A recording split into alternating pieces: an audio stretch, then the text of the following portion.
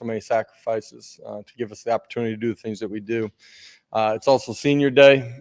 Be a great day to recognize those guys that have meant so much and poured so much into this program. Obviously, for me, just thinking back to when I first got here, these guys have been a huge part of laying the foundation, helping our program build extremely quickly here over the last 2 years, and building this program back to where it should be, which is competing at the highest level. And excited to celebrate that with those guys today. I'm going to open it up for questions.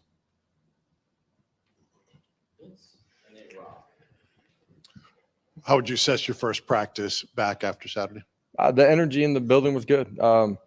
Were guys disappointed after the game? Yeah, if they weren't, then we'd have real issues. Had an opportunity to, for them to go into their position meeting and unit meetings and just see, the landscape from the coach's perspective. They have a chance to watch it with them. And then as a team, too, just watch how the game unfolded and things that we did that can control the game and make it play out differently. But, that's a great thing about this sport is that, man, you only get one opportunity, and you play 10 times. It unfolds differently 10 times every time. And for us, let's go back and control what we can control, which is how we prepare, how we practice, and how we go play this Saturday. As a competitor, you're only as good as the next one. You guys have heard me say that. It's true after a win, true after a loss. And for us as a program, it's time to get better. Coach, you guys have been so good at generating those chunk plays in the passing game. What was Georgia able to do that nobody else has been able to do to kind of limit that? Yeah, we had a couple opportunities, didn't hit them at times. And the other thing, too, is just you look at some of the things that we did to ourselves, 8 pre-snap penalties. That makes the game a whole lot tougher. And you lose some of the rhythm that we're accustomed to playing with and want to play with. Changes the way the game unfolds. Third down, situational football. Had the ball on the plus side of the 40, I think, 6 times. And there's things that they did. Certainly we didn't protect and didn't win sometimes on the outside. Hendon was a little bit off. You combine all those things together, and it plays out the way that it did. Josh, obviously you've got the respect of the College Football Playoff Committee with them putting you number 1 a week ago. As you go forward, you take care of your business, but at the same time, there will be 5, 6, 7, 8 teams that are all trying to prove they deserve to be one of those 4. How do you handle the style points as you go forward? Man, there's a whole month of football, and there's a lot of ball left to be played by everybody in the country. Up until this point, we've done a lot of things right, obviously, in that ball game a week ago. Credit to Georgia, too.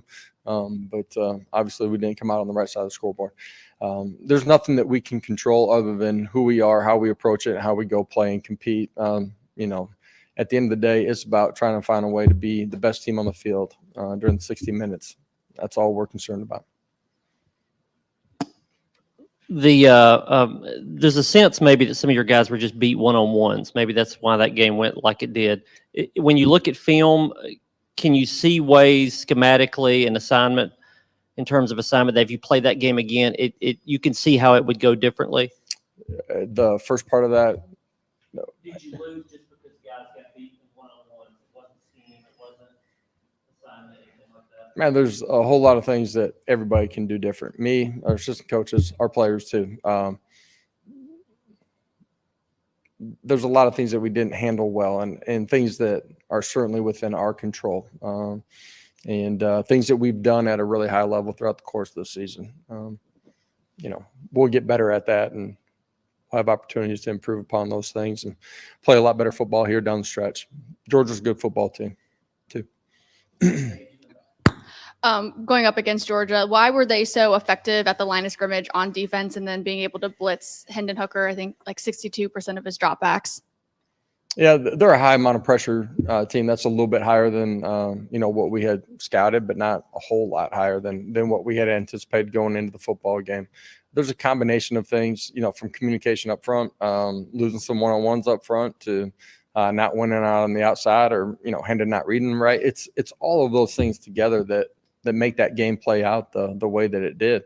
Situational football is going to be critical against a good football team like they are. And You look at some of the things that we did before the snap that we are certainly in control of. It changed the way third downs are played, changed situational football. Again, we weren't good on the plus side of the territory, had opportunities.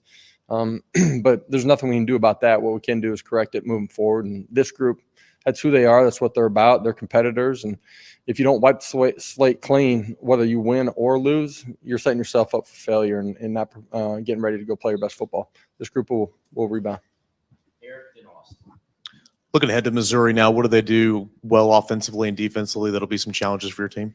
Yeah, just on the defense side of the ball, look at them statistically. They've been really good against the run, played tight pass coverage too. They're one of the top 3-4 scoring units inside of our league defensively. They've played at a really high level and make you earn it. Offensively, have some weapons out on the outside that are explosive. They can create big plays. We've got to do a great job of handling the line of scrimmage and applying pressure to the quarterback too. You mentioned Senior Day earlier. I know that's a game that can have a lot of emotions to it, especially before kickoff with going through the tee for the final time. Is there anything as a coach you can do to kind of level the emotion of all that out? Yeah, you try to prepare them. It's unique in that you pause for 5 minutes, before you go back in the tunnel, and it is you get a chance to see your family, take it in one last time. Obviously, our appreciation as a program and our fans too to recognize those guys, what they've meant, what they've done inside of our program. When you run back in, then you got to reset, and it's got to be just about football for 60 minutes. And a year ago, our guys handled that pretty well. It'll be important that our guys do that here too. A lot of those guys are going to play a lot of football for us. Coach, kind of following up on that with Hendon, he's obviously been such an important part of your program the past 2 seasons. Just Can you describe his impact and what he's meant?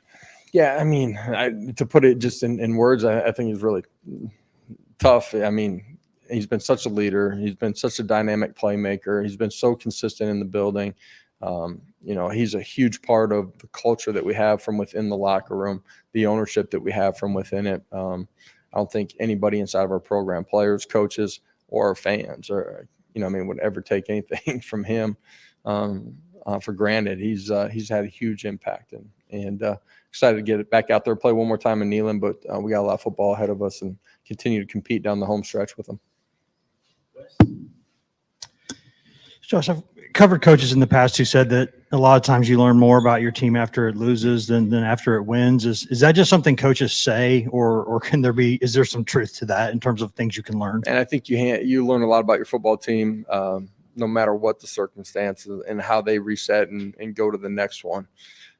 From the first day that I've gotten here to today, we've learned a lot about our football team, and they continue to prove to themselves, but to us, that they're fierce competitors, that they're able to handle adversity and reset and move on and get better and grow, that they accept things and try to improve upon those things. So this group, I don't know if learning something about them is what I'm thinking about this week as much as I believe in who they are, their DNA, and look forward to seeing that unfold this week.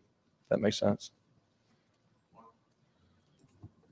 Long term, now that you've gotten the program where it is just overnight so quickly, what's the key to long-term sustainability of this program staying where it is now?